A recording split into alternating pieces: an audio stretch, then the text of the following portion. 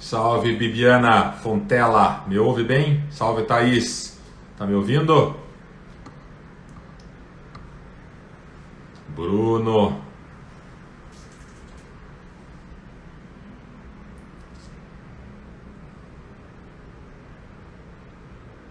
som tá legal?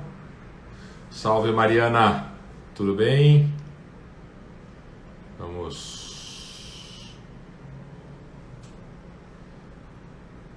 incluir aqui a doutora Mariana. Obrigado, Bibiana, que o som tá legal. Salve Robinson. Olá, Oi Mariana, tudo bem?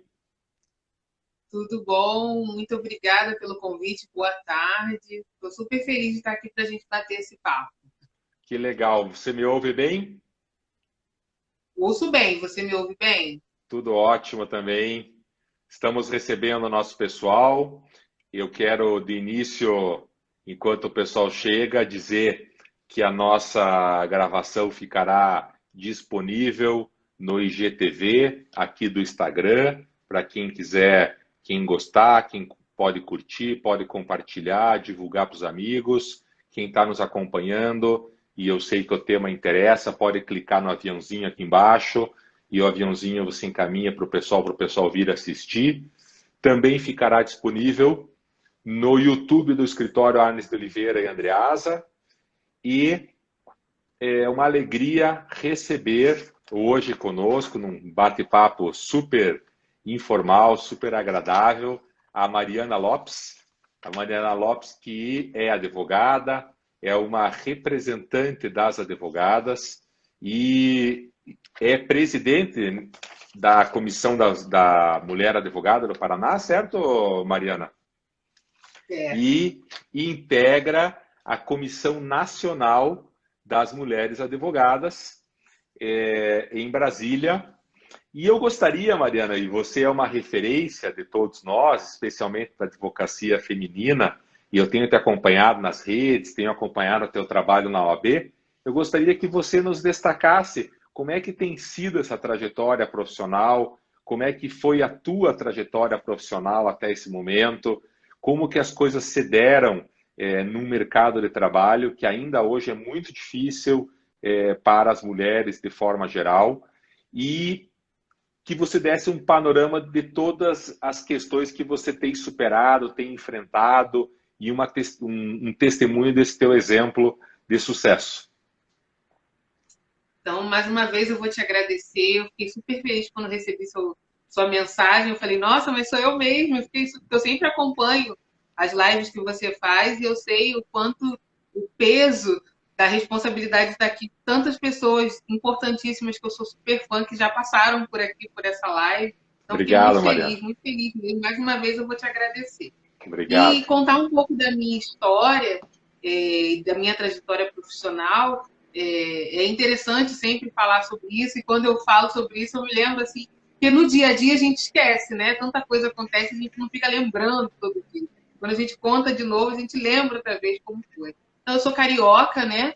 Me formei na Universidade Veiga de Almeida, lá no Rio de Janeiro, na Tijuca. E depois de que me formei, eu trabalhava para um escritório como prestadora de serviço ali. Eles me convidaram para vir para Curitiba para começar a trabalhar com eles. E eu vim, comecei a trabalhar. E aí eu vou contar logo o que aconteceu, porque logo quando eu comecei a trabalhar aí, comecei a divulgar aqui em Curitiba, eu fui fazer uma audiência. E aí eu vou contar essa história antes, a gente vai falar talvez sobre racismo ali, mas eu vou dizer por que, que essa minha trajetória no AB começou. Né? Fazer uma audiência na vara criminal, sou criminalista também, e cheguei no fórum, na época ainda era o fórum do Santa Cândida, cheguei correndo na audiência, entrei e sentei no meu lugarzinho de advogada na sala de audiência. E aí o juiz me perguntou, a senhora pode sair daqui? A senhora está fazendo o quê aqui? Eu falei, não, eu vou esperar aqui. E aí ele começou a falar, não, a senhora tem que esperar lá fora. Eu falei, não, eu vou ficar aqui. E aí, acho que uns 3 minutos ali, eu falando que ia ficar, ele pediu para eu sair, bateu assim, eu perguntei, mas por que eu tenho que sair? Ele falou, porque a mulher do preso espera lá fora. E acho que esse foi o start para tudo que me aconteceu dali para frente.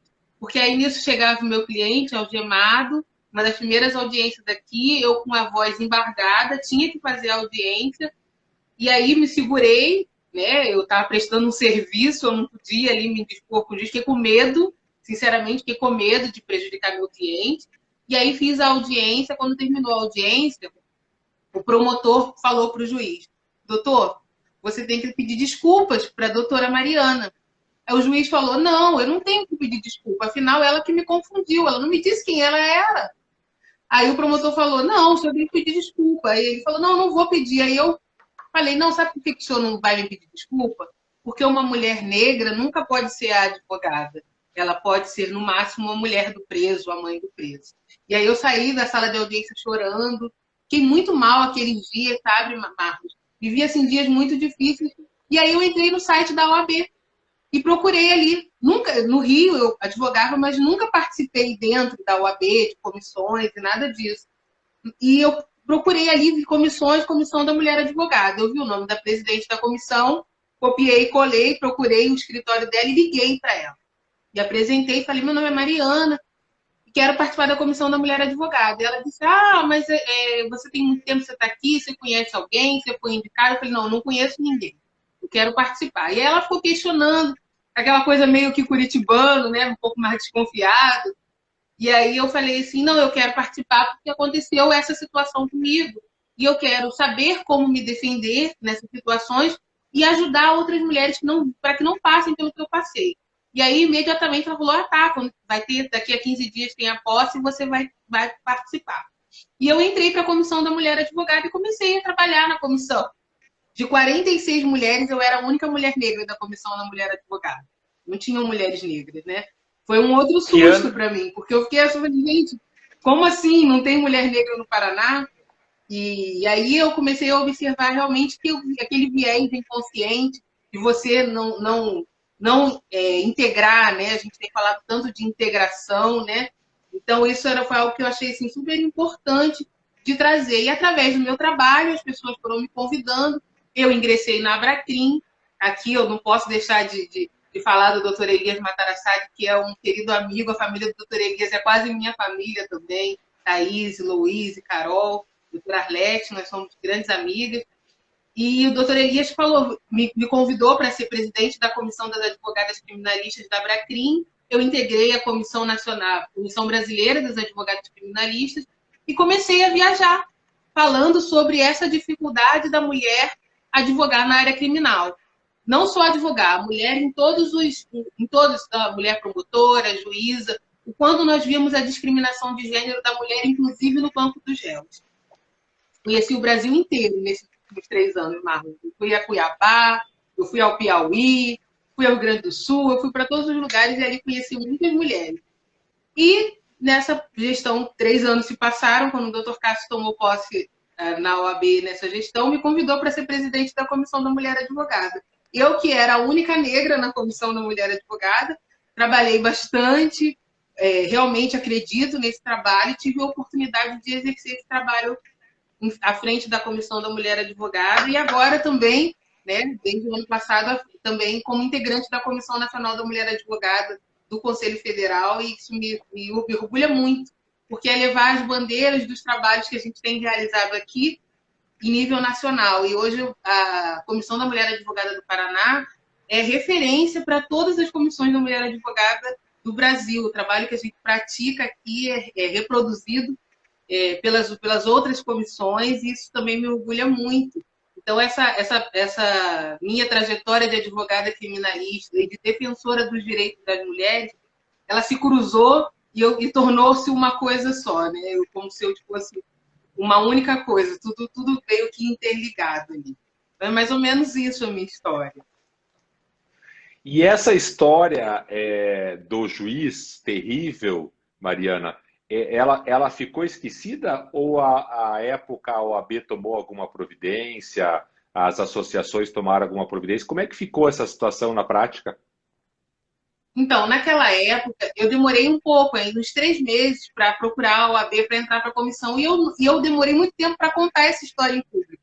Eu vi contar essa história em público quase 2 anos depois, porque eu não tinha coragem de falar sobre isso. Sabe que até hoje, quando eu falo sobre isso, a minha voz embarga. Então, eu não tive coragem. E é por isso que hoje eu sou tão defensora das prerrogativas, como diz a nossa amiga Daniela Teixeira, né?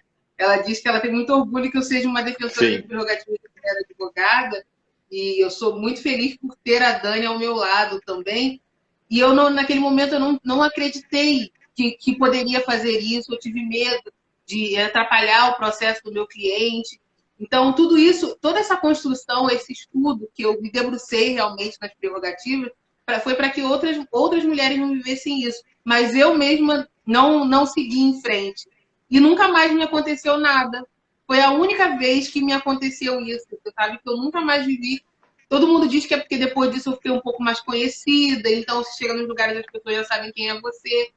Mas eu imagino que muitas mulheres passem por isso e a gente tem trabalhado muito em cima das prerrogativas da mulher advogada para que as mulheres saibam se defender. Aliás, não só as mulheres. É bom dizer que o advogado estuda prerrogativas ali meio que dentro da parte do código de ética para passar na prova da ordem. E depois nunca mais fala sobre isso. Então, muitas vezes, os advogados sofrem violação de prerrogativa e eles nem se dão conta que estão sofrendo violação, porque justamente eles não conhecem as suas prerrogativas, né? Essa tua história é muito tocante, né, Mariana? E ela exemplifica na amplitude a tragédia diária e cotidiana que as mulheres enfrentam, que as mulheres negras enfrentam, que os negros enfrentam, enfim, que uma boa parcela da população, por uma ou por outra característica de gênero, de raça, de extrato social, acabam enfrentando, e me chama muito a atenção como a tua reação também é uma reação que espelha muito essa tua trajetória tão bonita, porque quando você diz eu tive medo, eu demorei para relatar, é assim que é a vida real, né? Quer dizer, a mulher que é agredida, o negro, a negra que é agredida, a minoria que é agredida, a reação é de medo. As pessoas muitas vezes se perguntam, mas você não reagiu, você tinha que ter tomado uma medida, você tinha que ter feito algo, mas a verdade é que a gente tem medo, né? E você reconstruiu isso na Comissão da Mulher Advogada, que hoje você preside. Para quem está chegando agora, eu estou conversando com a advogada Mariana Lopes, que é presidente da Comissão da Mulher Advogada da OAB Paraná, que é membro e membra da Comissão Nacional da Mulher Advogada. Ela está contando a trajetória profissional dela. E dentro dessa trajetória, dessa reconstrução, Mariana, que dificuldades que vocês da comissão têm enfrentado quanto ao exercício profissional das advogadas? Eu não posso deixar de mencionar, antes de você responder, que as tuas fãs e os teus fãs estão aqui. A Marion Bá está te mandando um abraço, te elogiando. A Paula Abico, a Adriene Rodrigues está dizendo que você é maravilhosa. Enfim, tá um monte de gente que gosta de você aqui, acenando e te mandando abraço. Deixa eu saudar todo mundo aqui também, grandes amigos e amigas, em nome da Marion, que é uma queridíssima amiga, saúdo todos vocês. E eu sempre digo que elogio de amigo não vale, né? Porque amigo sempre vai falar bem da gente, né? Mas que bom que eu tenho muitos amigos, muitas amigas.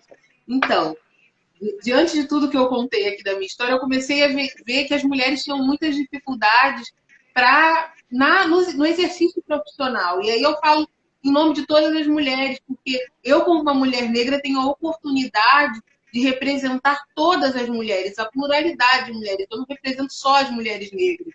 Eu represento mulheres não negras, mulheres, pessoas com deficiência, e mulheres de todos os tipos, mulheres idosas, advogadas novas, novas de profissão.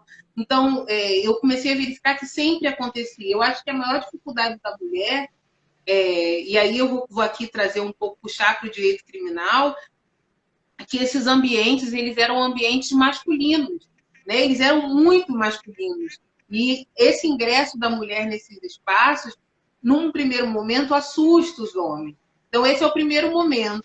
Num segundo momento, os homens têm essa dificuldade de acreditar que nós temos firmeza para seguir com defesas difíceis. né? Eles querem primeiro saber se você pode, você é capaz, né? Tiram, eu acho que essa dificuldade da confiança. A mulher ela precisa provar antes que ela é capaz.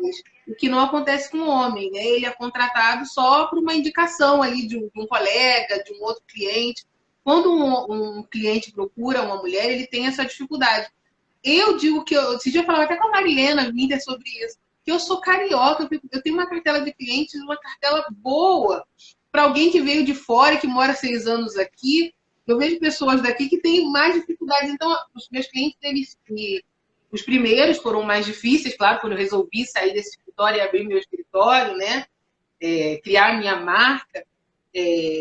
Você é o dia a dia, né? E a Lara Selen é outra que adora também esse meu jeito de falar, que eu falo que todos os meus clientes são pequenos príncipes, eles são 1 em 1 milhão. Então eu comecei a realmente conquistar clientes através desse trabalho de formiguinha, né?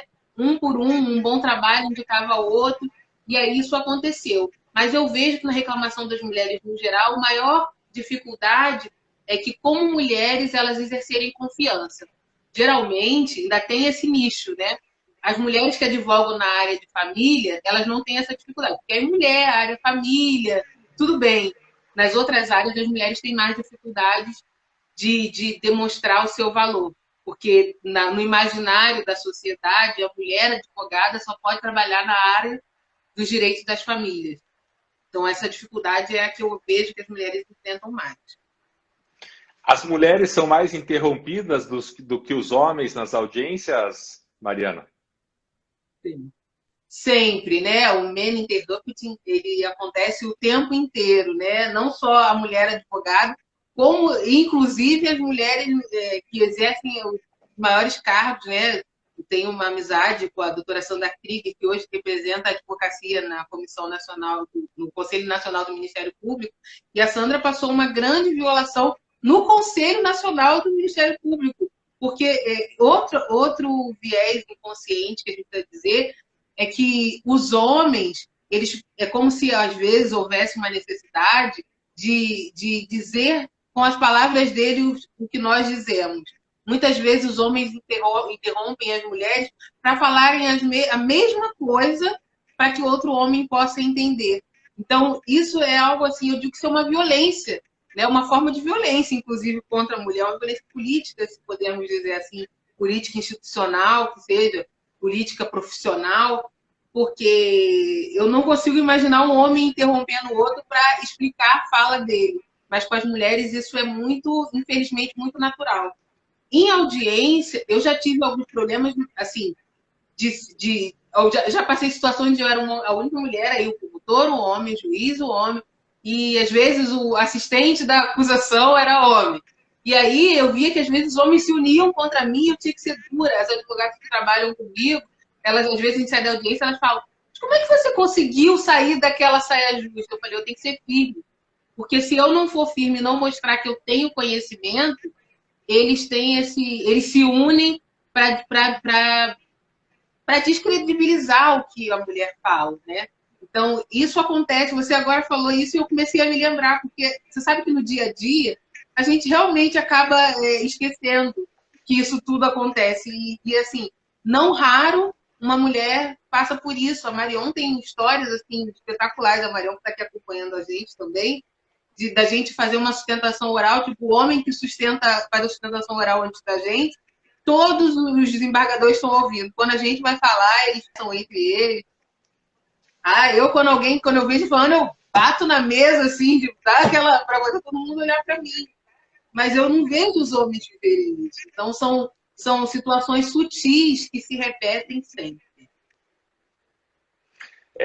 A próxima pergunta que eu ia te fazer era justamente essa, porque na minha trajetória pessoal, eu comecei a perceber e a ouvir das minhas sócias, da minha esposa, das advogadas que trabalham comigo, comecei a antenar o ouvido, o olhar, a sentir, e a gente é um aprendizado para o homem isso. E eu comecei a perceber quantas vezes a gente interrompe a mais a mulher e pior, quantas vezes a gente quer falar por ela para que a gente explique, aspas, melhor aquilo que ela está falando. muitas vezes isso não é nem feito por má fé, é um engano, é um erro, mas o homem precisa estar atento, é um detalhe importante, porque as mulheres têm voz, as mulheres têm a experiência, as mulheres têm personalidade, as mulheres são pessoas completas, eu diria que melhores do que nós, inclusive.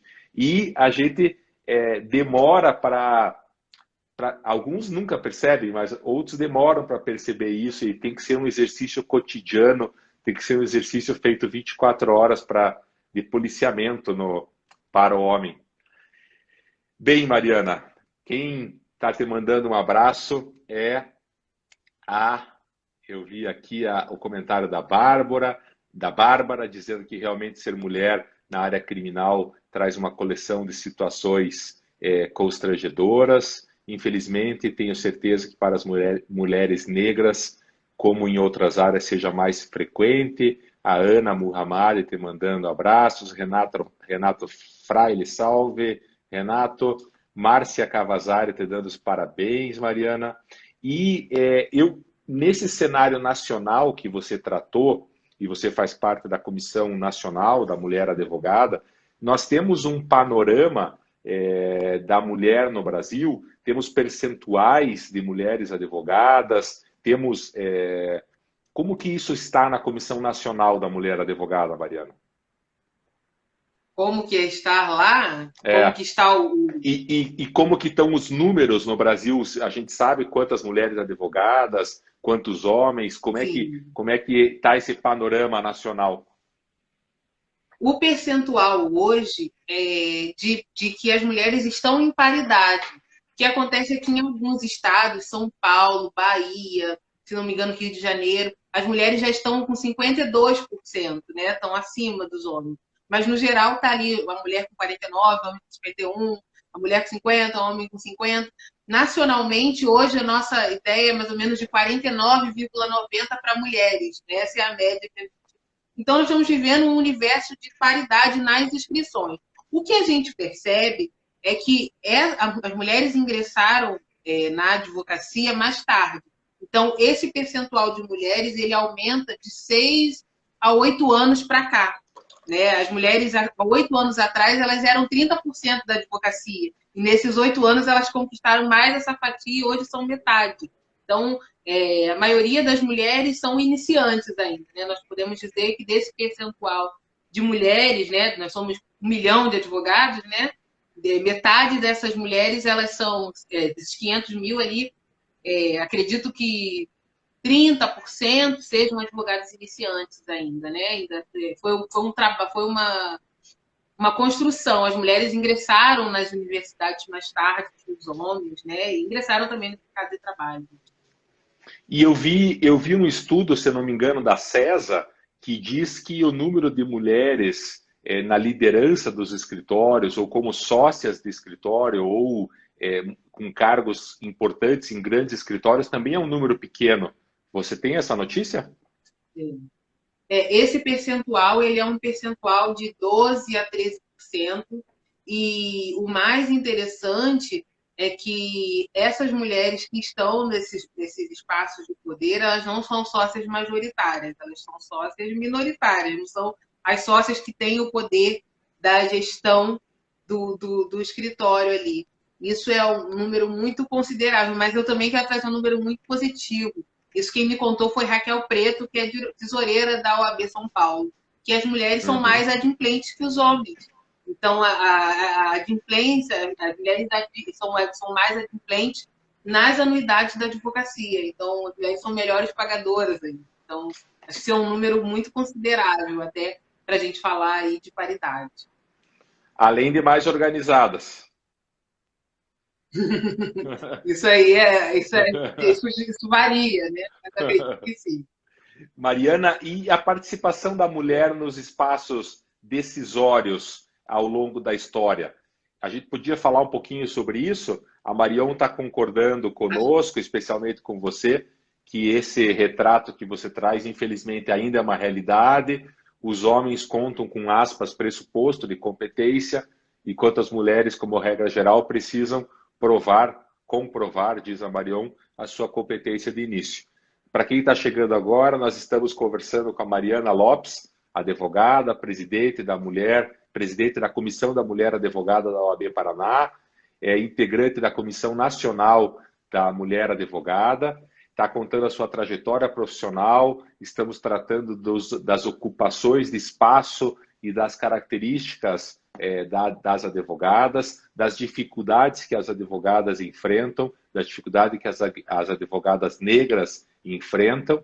E agora a gente vai falar um pouquinho sobre a participação da mulher nos espaços decisórios ao longo da história. A Paula Bico aqui colocou até que a falta de equidade salarial ainda é um desafio. Então, verdade, eu gostaria de trazer um número assim, muito importante. As mulheres no Brasil e no mundo que exercem os mesmos cargos do que os homens recebem 30% a menos que os homens. Exercendo o mesmo cargo, exercendo a mesma função, recebem 30% a menos. E você sabe também, isso foi um estudo agora de pouco tempo, por conta da pandemia, que 79% do trabalho desenvolvido pela mulher não é remunerado, porque é o trabalho do dever de cuidado. Então, 79% do que a gente exerce de trabalho o dia inteiro, ele não tem remuneração. E a gente nem não percebe disso no dia a dia. Porque a mulher ela tem aquela dupla jornada, né, que precisa trazer aqui sempre.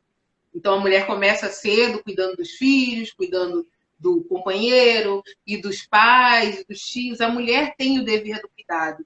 E outro número assim super importante que eu vi é que nos Estados Unidos, 64% dos desempregados na pandemia são mulheres. As mulheres perderam postos de trabalho durante a pandemia e elas não vão ser recolocadas do dia para a noite. Por que eu estou trazendo esses dados, Marlos? Porque como a gente vai falar do panorama da mulher na política, a primeira coisa que você precisa trazer é, hoje, quem decide sobre as políticas públicas para mulheres são homens abastados e brancos e mais velhos. É sempre bom dizer também. Então, existem outras pessoas decidindo por nós políticas públicas para mulheres, tratando de assuntos que nós precisamos falar. Eu vi que a Adriana Denise está aqui. A Adriana Denise é membro da Comissão da Mulher Advogada e ela diz sempre isso para mim, algo que eu aprendi com ela, nunca mais esqueci. Que ninguém pode representar ninguém. Um homem branco não pode representar uma mulher branca. Uma mulher não negra não pode representar uma mulher negra. Uma mulher negra não pode representar a pessoa com deficiência. A representatividade, ela precisa ser direta. Precisa ser alguém que sentiu aquela dor para falar sobre ela. Não tem até uma frase que entre nós negros a gente fala muito, né? Nada sobre nós sem nós. E isso em qualquer lugar, porque só nós sabemos da nossa própria dor. Então, a ausência da mulher nos espaços de poder, na política, ela deixa, assim, as mulheres descobertas dos seus próprios direitos e das suas próprias garantias. Porque quando se fala sobre tudo isso, não são mulheres ali discutindo e trazendo números sobre isso, e dizendo o impacto sobre aquela decisão na vida das mulheres. Isso é muito importante. E por que dizer isso? Porque no Senado, em 2016, que passou a ter banheiro para mulheres dentro do Senado. Eu acho esse dado super importante. Banheiro é importante, muito importante. Está falando da nossa higiene, né? Do nosso espaço privado, né? Então, imagina que até 2016 uma mulher não tinha banheiro para ir. O que é isso? O que quer dizer esse sinal, né? Não tem banheiro no Senado. Porque não tem que ter mulher lá, né? Se não tem banheiro para mulher, logo não tem que ter mulher lá. E aí eu me remeto aqui ao filme Estrelas Além do Tempo, não sei se muitos viram, que é o filme das mulheres negras que trabalhavam na NASA, que elas precisavam atravessar a empresa, né, a NASA, para poder ir no banheiro exclusivo para mulheres negras. Então, o que aquilo quer dizer? Que você não tem que estar ali. O sinal é muito claro.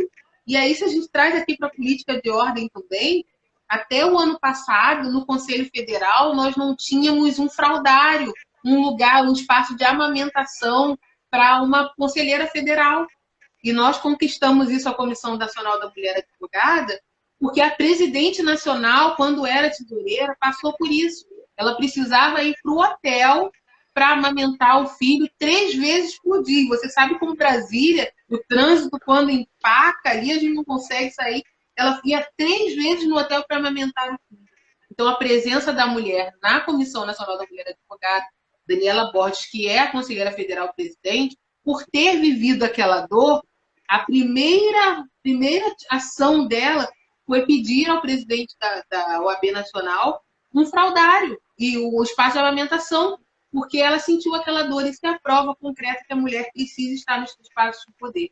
Isso é algo assim super importante. Algo que eu posso dizer sobre essa questão da mulher nos espaços de poder, a gente precisa dizer que nessas eleições, por exemplo, os dados estão ali do TSE, que as mulheres são 52% do eleitorado. Então, nós somos mais eleitoras do que homens. E como nós não conseguimos colocar 50% das mulheres nas cadeiras eletivas?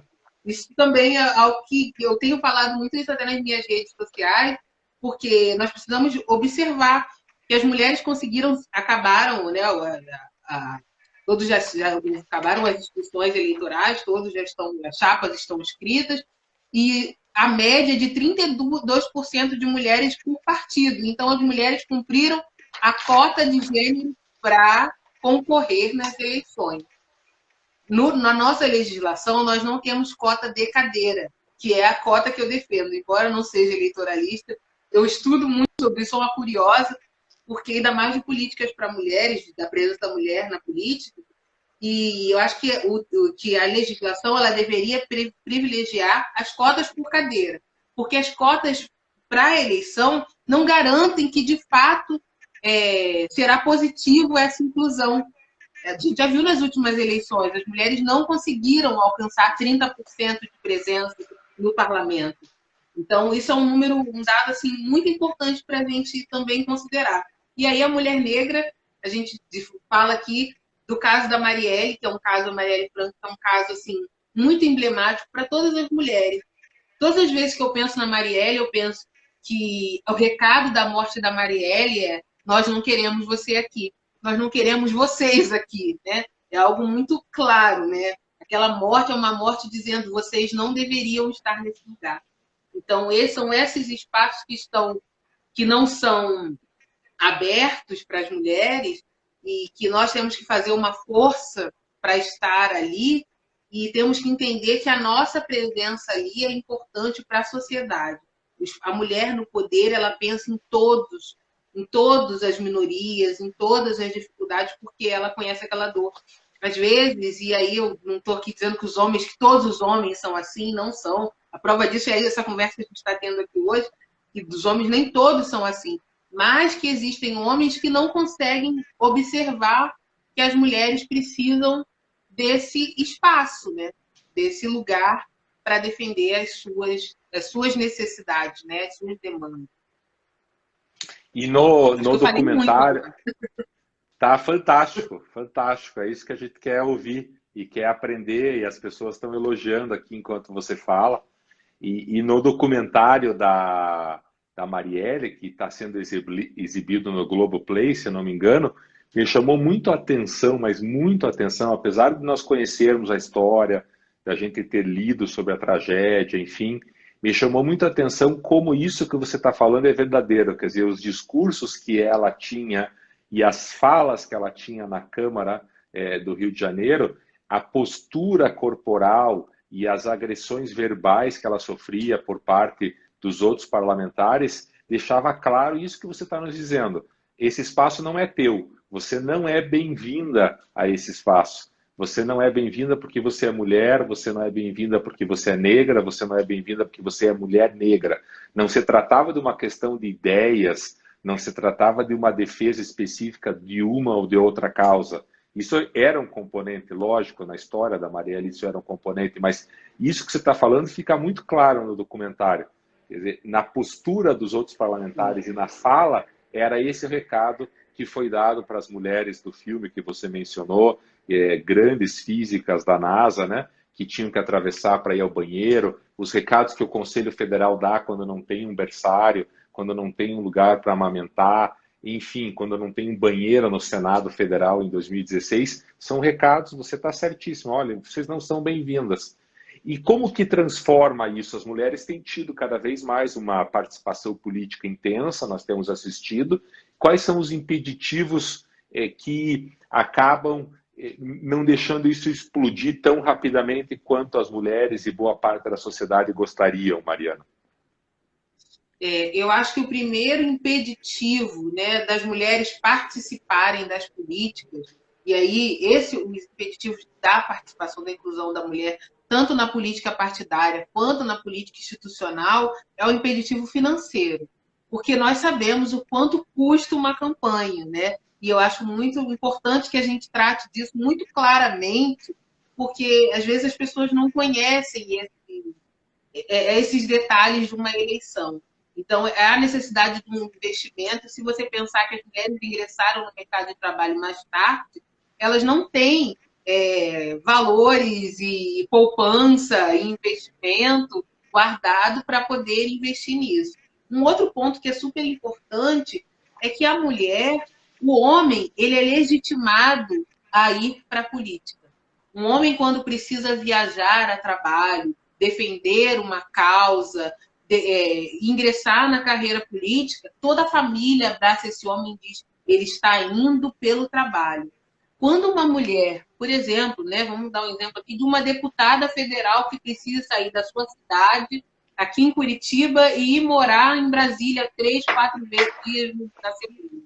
O que essa mulher ouve? Você abandonou sua família, você abandonou seus filhos. Então, existe sim essa crítica à mulher que sai da sua casa para ingressar na vida política. Mas com quem ficam seus filhos?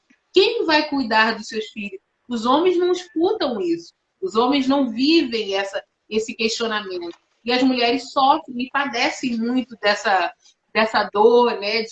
E as mulheres começam a acreditar que elas estão abandonando os filhos, quando na verdade elas estão indo trabalhar, né? E elas não recebem essa legitimidade. Então, esse impeditivo é muito importante. Eu dizia esses dias, até para um evento que eu fiz lá na Bahia, né? Com videoconferência, com webinar, que o que eu vejo sempre é que precisa se mudar a consciência, a mentalidade. Enquanto nós não tivermos sobre os homens e a sociedade, inclusive sobre as mulheres, porque também temos mulheres que não defendem o feminismo, né? Quando, na verdade, o feminismo é defender a igualdade de oportunidades entre homens e mulheres. Dia desses eu ouvi de uma mulher: eu sou feminina, não sou feminista. Eu falei para ela: você pode ser feminina, pode ser masculina, mas seja feminista, porque você está defendendo um espaço igualitário para que você esteja ali e outras mulheres também estejam. Sabe que muitas vezes eu falo para as minhas filhas, eu falo: olha, eu estou lutando para que vocês não precisem lutar tanto como eu precisei lutar, que vocês tenham mais oportunidades, porque muitas de nós, e os estudos dizem aí que nós vamos precisar de 120 anos para a igualdade de gênero no mercado de trabalho, nós não vamos ver essa igualdade enquanto vivas, né? Outras que virão, as outras gerações vão se beneficiar dessa luta de hoje. Então, esse caminhar é que é muito importante. A gente está construindo um caminho que nós talvez não vejamos, mas que outras vão passar, assim como as que vieram antes de nós, construíram um caminho para que hoje eu estivesse aqui podendo falar sobre isso. Se você pensar nas mulheres que ingressaram na política há anos atrás, eu sempre cito a Benedita da Silva, e aí posso também falar aqui da presidente Dilma, e tantas outras mulheres que sofreram, sim, com discriminação de gênero, que é diferente, as pessoas criticarem o seu trabalho, mas nós vimos durante eu citei essas duas mulheres, mas poderia citar outras, que as pessoas muitas vezes não criticavam o trabalho, mas a roupa que ela vestia, o batom que ela estava, ou então se ela não estava com maquiagem. Então, e todas as outras coisas assim, muito pejorativas que nem vale a pena dizer aqui, que as mulheres viviam. Essa violência política é um grande impeditivo. Eu estou vendo uma série, acabei de ver semana passada, chamada Borg. É sobre a política dinamarquesa, uma mulher no poder. E é muito interessante ver que quando uma mulher ingressa na política, a família dela toda fica exposta. Né? Ela não consegue blindar a família, ela não consegue se blindar, ela não consegue blindar um relacionamento amoroso, ela não consegue blindar a vida dos filhos. Então, isso tudo é exposto. Eu nunca vi alguém falar para um político: ele é um mau pai, ele é um mau marido. A primeira coisa que dizem para uma mulher que é assertiva, firme, é que ela é mal amada. É impressionante isso, ela é mal amada, ela não tem ninguém. Tudo é como se tudo que a mulher fizesse estivesse ali muito ligado à sua condição de gênero. Então, esse é um grande impeditivo. Deixa eu só, antes de passar a palavra para você, mandar um abraço aqui para o Bona. O Bona está aqui com a gente. Bona, saudade. Quanto tempo que a gente não se vê? E esses impeditivos que você apresenta são impeditivos estruturantes, né, Mariana? Eles não são.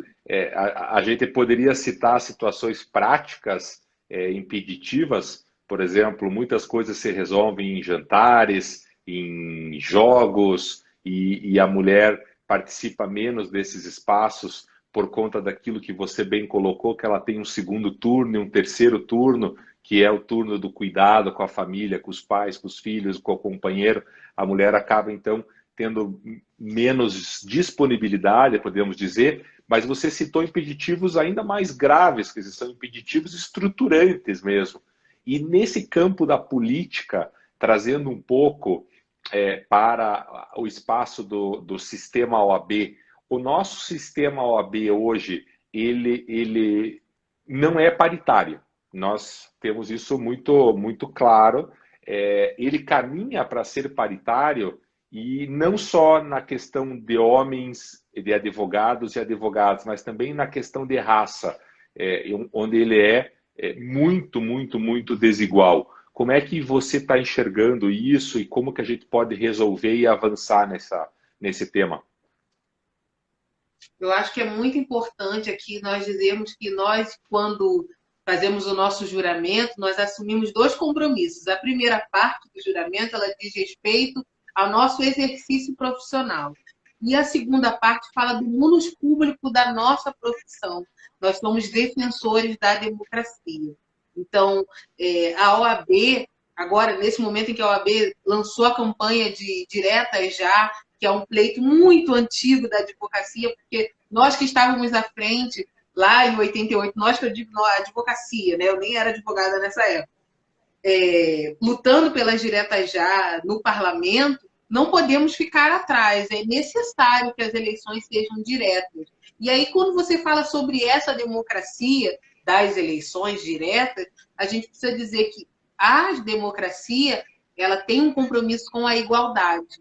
Então, se a maioria quer diretas já, também a paridade tem que ser já. Não cabe mais para essa OAB de 2020 encontrar esse discurso mofado, como diz a doutora Edmia Arruda, minha amiga, e nosso exemplo da advocacia aqui no Paraná. Esse discurso é mofado, porque as mulheres querem sim estar na política, elas querem esse espaço, elas não estão lá porque o espaço não existia. Se hoje as mulheres têm 30% da cota de gênero, porque a cota é de gênero, mas eu não consigo pensar se a cota de gênero, a mulher ocuparia 70% e o homem 30%, porque eram 100% de homens antes da cota de 30% para mulheres e só tínhamos 4 conselheiras federais, de 81. Então, implica dizer que quando as 30% das mulheres ingressaram, né, no Conselho Federal, estou falando só do Conselho Federal, 30% aqueles 30% foram homens que precisaram se levantar para que aquelas mulheres sentassem naquelas cadeiras. E ninguém quer levantar para sentar. E isso é muito natural. Eu não estou aqui criticando. Eu estou dizendo que quando você está no poder, você não quer se levantar. Então, não iria acontecer se não houvesse legislação para isso. Por isso veio a cota de 30% e hoje as mulheres são 30%. E por que paridade? Porque nós somos 50% da advocacia. É muito simples, eu podia falar várias coisas. Mas é muito simples, nós somos 50% da advocacia, nós temos direito a decidir por 50% da advocacia brasileira. E aí os homens vão precisar se levantar. Ah, eles se levantariam se não tivesse legislação. Não se levantariam. Eles não se levantaram para os 30 e não se levantariam para os 50. Então a legislação ela era necessária. E aí, se você me pergunta, já puxando da equidade racial, eu digo sempre isso, sou muito convidada até para falar em outros eventos sobre paridade, e eu digo que as mulheres elas têm um compromisso com a equidade. A mulher tem esse compromisso também, porque por muito tempo ela foi afastada do poder. Então, a mulher não negra, ela precisa entender que a paridade só pode existir se houver o percentual de equidade de gênero, se houver a inclusão. Né? Até a proposta do conselheiro André e da conselheira Daniela Libório são duas propostas que figuram além do projeto Valentina, que é o de paridade. Esses projetos de equidade, eles falam sobre cotas em 30%, ou seja, se a paridade passa 50% para homens, 50% para mulheres, e passa a equidade com 30%, esses 30% vão se dividir em 15% dentro dos 50% dos homens e 15% dentro dos 50% das mulheres. E aí sim, a gente está falando de uma verdadeira inclusão. A gente não pode mais falar de integração, de estamos juntos se a gente não inclui. E aí, daqui para frente, vamos pensar sobre tudo. Ainda tem muita gente para ser incluída, mas acho que a primeira parte ela precisa, sim, caminhar direta já, a paridade já e a equidade racial já. Esses três precisam seguir juntos. E eu gosto muito de uma frase da Angela Davis, que é importante trazer aqui, porque todo mundo tem falado muito dessa frase, né? Que em uma sociedade racista, não basta não ser racista, é necessário ser antirracista. Mas não é falar que é antirracista. Ser antirracista é guiar-se por uma perspectiva antirracista nas suas decisões, nas suas escolhas públicas, nas suas relações sociais e raciais. Então, você tem que se comprometer com a erradicação dos atos discriminatórios, que são diretos e são estruturais. Se você pensar no racismo estrutural, ele está muito ligado àquele conceito de negação do racismo. Ele diz muito sobre a tal da democracia racial, que é um engano. Nós não vivemos a democracia racial no Brasil. Quando alguém chega no Brasil, chega no Rio de Janeiro e vê o carnaval, todo mundo abraçado, fala, nossa, todo mundo junto. Não, nem no carnaval nós vivemos a democracia racial e social. Porque no carnaval existem os camarotes para quem tem dinheiro e para quem não tem é um outro tipo de carnaval também. Então, esse conceito de democracia racial ele vem para afastar e para legitimar a meritocracia, que é um outro problema que as mulheres e os negros enfrentam. É entender que nós não podemos falar sobre meritocracia se o ponto de partida é diferente. Uma mulher, ela com um homem, para uma mesma corrida, ela está a 5 pontos atrás para chegar no mesmo ponto lá na frente. Então, ela precisa de ações afirmativas para começar no ponto de partida. A mesma coisa a pessoa negra. Ela precisa das ações afirmativas. As cotas, elas são ações afirmativas. A paridade é uma ação afirmativa de inclusão de fato e para que nós, como advogados e advogadas que somos, possamos realmente dizer que vivemos a democracia. Enquanto não vivermos assim, enquanto não começarmos na nossa casa exercer essa democracia, nós não poderemos nem falar de democracia em outros espaços de poder. Uma aula, Mariana. Olha, eu estou assim batendo palma em pé. Parabéns. Eu concordo plenamente com você. Em 2006, nós já defendíamos a eleição direta para presidente do Conselho Federal. Eu não consigo aceitar que o nosso órgão de classe não tenha um advogado, um voto. Não tem argumento que me convença do contrário. A questão de 50% de integrantes de mulheres, de advogadas mulheres, ele é tão significativo e tão importante que você me corrija, mas hoje nós não temos nenhuma presidente seccional de OAB mulher. Quer dizer, imaginar que nós temos hoje 50%, um pouco mais, de mulheres advogadas no país, e nós não temos nenhuma mulher presidente de nenhuma OAB nos 27 estados mais Distrito Federal, é inimaginável. Então, isso demonstra claramente a necessidade de nós termos paridade entre advogados homens e advogadas mulheres nos conselhos, nas diretorias, nas comissões, na diretoria nacional, enfim, em todos os órgãos que compõem o sistema OAB, como a questão de raça da mesma forma. Quer dizer, nós precisamos ter paridade. Podemos começar com os 30%, como eu acho que o projeto Valentina fala em 30%, né, Mariana? É isso? Não, o projeto de Valentina já fala de 50% para mulheres. É, O projeto de equidade racial que fala de 30% para a cota racial.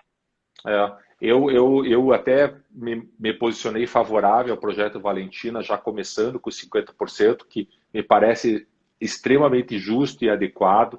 Enfim, é um processo, é uma caminhada. E nós temos aqui 4 minutos e eu deixei para o final, de propósito, a Lei Júlia Matos. A Júlia Matos, além de uma menina linda, filha da Daniela Teixeira, que é conselheira federal pela OAB do Distrito Federal, amiga da Mariana, minha amiga, esteve aqui dando uma palestra na Comissão da Mulher Advogada, que foi um evento super bacana, filha da Daniela, a Júlia Matos, e eu queria que você, assim, ficaram 4 minutos, mas que você desse um panorama da importância da Lei Júlia Matos e da modificação e do avanço que isso significou para as mulheres advogadas. A Lei Júlia Matos, ela foi um marco para a advocacia, porque a Julinha, eu falo sempre para a Dani, né, que a Julinha nem imagina o quanto que ela fez, né?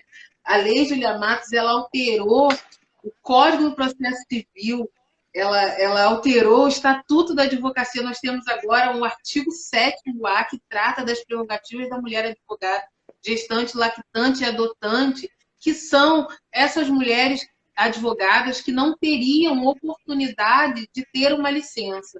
É uma lei muito importante para a advocacia, uma grande conquista. Acho que a gente pode até um dia marcar uma live só para falar sobre a prerrogativa da mulher advogada, porque tem assim, muito para dizer, e que é o primeiro passo para que a gente possa realmente se sentir integrada como advogadas nesse sistema de ordem. Eu digo que a Lei Júlia Matos, ela nos trouxe essa oportunidade de tratar desses espaços que dá essa licença de 30 dias para mulheres e 7 dias para homens após o parto ou a adoção, né? Esse é o básico ali. Mas tem muitas coisas acontecendo, ainda existem muitas violações. E aqui vou trazer até uma notícia fresquinha. A gente está organizando a Comissão da Mulher Advogada, com apoio da Comissão de Prerrogativas, o curso de prerrogativas para mulher advogada. Vai ser muito legal, assim, as mulheres conhecerem. Aí trata muito daquilo que eu contei da minha história no início, para a gente se formar, se informar, para não ser violada, para não serem violadas as nossas prerrogativas. Eu não só aceito a tua sugestão, Mariana, como quero combinar com você o seguinte: nós temos nas quartas-feiras às 17 horas a live. Semana que vem eu estarei com o Rafael Madi. Vou trocar um pouco de assunto, vamos falar de empresas aéreas, indenizações, os atrasos, como é que está todo esse cenário na pandemia. E nós temos, junto com o Guilherme Lucchesi, que preside o Instituto Brasileiro de Direito Penal Econômico, que está nos assistindo, uma roda de conversa semanal que gira com 3 convidados e um mediador. Então, nós poderíamos fazer uma roda de conversa com você, tratando de prerrogativas profissionais da mulher advogada e a Lei Júlia Matos. Convidamos a Daniela Teixeira e você escolhe mais um convidado e a gente faz um programa específico de prerrogativas das advogadas e Lei Júlia Matos. O Guilherme está aqui concordando conosco e lembrando a todos que amanhã, 10 horas da manhã, aí no canal do YouTube do Arnes de Oliveira e Andreasa, nós vamos estar tratando de direito eleitoral com 4 convidados muito especiais e eu e o Guilherme estaremos mediando. Mas o convite está aceito, Mariana? Topa? Já está aceito e eu indico para ir comigo a coordenadora do GT de Prerrogativas da Mulher Advogada daqui da OAB Paraná, que é a doutora Cleís Reim-Weber, que é uma excelente advogada, defensora das prerrogativas e membro da CMA. Então, vamos eu e a Cleis para falar com vocês. Tá fechado. E aí, depois da live, a gente já vai marcar, trocar um WhatsApp e marcar a data certinha e anunciar para todo mundo. Tem um minutinho para você se despedir. Então, eu quero aqui dizer que foi um prazer, assim, que conversa boa, quero sempre conversar, foi um prazer, muito obrigada. Dizer que nós, advogadas, temos um compromisso, né? Eu tenho trazido essa frase de uma mulher, de uma menina, né? Da Malala Yousafzai, que foi uma menina que sofreu por ser mulher, que era impedida de ir à escola. E ela fala, né? Eu levanto a minha voz não para que eu possa gritar, mas para que aqueles sem voz possam ser ouvidos. Então, eu estou aqui, eu estou presidente da Comissão da Mulher Advogada para dar voz àquelas mulheres que não têm voz.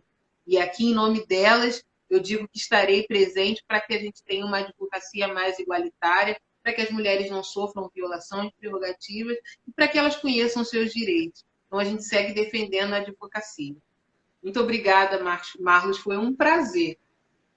Mariana, eu quero dizer que eu não ouvia vocês, que meus ouvidos não tinham essa capacidade, que com o passar dos anos eu passei a aprender, que hoje eu ouço forte os gritos da Comissão da Mulher Advogada, os gritos fortes de todas as mulheres bravas, das mulheres guerreiras, e que eu quero continuar aprendendo muito com vocês, porque eu sou um fã muito grande das mulheres, sou um fã das mulheres negras, dessa luta, e que eu quero muito ajudar e ser aí um partícipe naquilo que eu puder ajudar, e eu acho que ouvir quem tem voz, conseguir ouvir já é um grande avanço. E eu tenho aprendido a ouvir, tenho aprendido a escutar. E eu fico muito feliz de ter ouvido você hoje, de ter te escutado hoje, de ter ouvido a tua trajetória, que me emocionou ver toda essa realização. Você tem mais um fã que está aqui te aplaudindo. E eu quero convidar a todos vocês que assistiram essa live maravilhosa com a Mariana Lopes, esse exemplo de vida, que vocês compartilhem, curtam e enviem para os amigos para que todo mundo possa ouvir também. Obrigado, Mariana. Abraço forte. Valeu. Muito obrigada. Beijo para todo mundo. Tchau, tchau. Tchau, tchau.